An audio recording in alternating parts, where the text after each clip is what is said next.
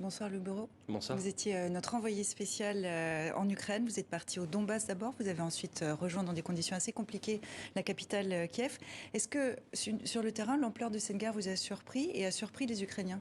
Je pense que ça a surpris tout le monde, les journalistes comme les Ukrainiens, parce que ça a été extrêmement brutal. Il faut bien imaginer, c'est arrivé dans la nuit, vers 5 heures du matin. On a eu ces tirs de missiles balistiques sur toutes les capitales.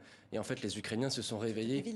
Sur toutes les villes, et en fait les Ukrainiens se sont réveillés en comprenant qu'en fait la guerre était totale dans leur pays et tous leurs espoirs, tous leurs rêves, tous leurs plans ont été bouleversés en l'espace de quelques minutes. Ouais. Vous aviez déjà couvert d'autres conflits, la guerre en Syrie, en Irak, vous êtes allé dans les zones tribales au Pakistan. Vous me disiez quand vous étiez sur place que cette guerre-là est différente. Pourquoi ? Elle est différente parce qu'il y a une puissance de feu développée qui est hors norme, et je pense que d'habitude en tant que journaliste on n'a pas l'habitude d'être dans cette position où on est vraiment face à une armée conventionnelle d'un État qui nous fait face et qui potentiellement peut nous tirer dessus. D'habitude, on est plutôt embedded dans des groupes et on n'est pas face à des pays comme ça, comme la Russie, qui ont une puissance de frappe aussi élevée. Donc effectivement, à partir du moment où la puissance de frappe est très élevée, les risques le sont d'autant plus pour les journalistes, et d'autant plus que tout a commencé dans le pays en même temps.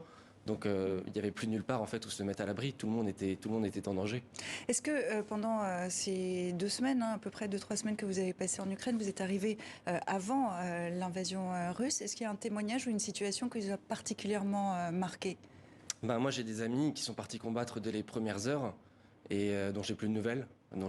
J'en ai surtout à Kiev en fait, qui se sont retrouvés à devoir partir très rapidement dans les alentours de Kiev, dans le nord, pour freiner l'offensive russe qui a été extrêmement brutale dès le départ. Et ces gens-là, j'ai plus de nouvelles d'eux actuellement. Il y en a un, je sais qu'il est quasiment certain qu'il est mort, mais d'autres avec qui j'ai plus de nouvelles. Non.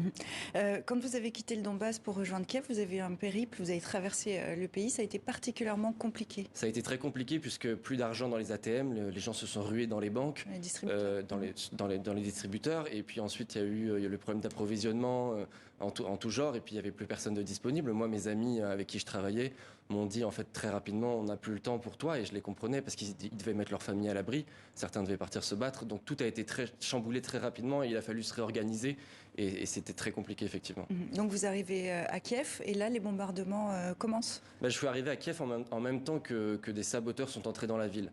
Donc en fait, il y avait des agents infiltrés à l'intérieur de la ville qui menaient des opérations de sabotage. Et donc c'était extrêmement dangereux parce qu'en fait, il y avait des combats dans les rues. Et les Ukrainiens, en fait, se méfient énormément de tout le monde, puisque des agents infiltrés peuvent très bien être déguisés en journalistes. Et donc je suis arrivé à Kiev dans une situation très compliquée. D'ailleurs, il y a eu un couvre-feu juste après, qui a duré pendant quasiment 2 jours, dans lequel on n'avait pas le droit de sortir. Même les journalistes n'avaient pas le droit de sortir pour qu'ils aient le temps de stabiliser la situation.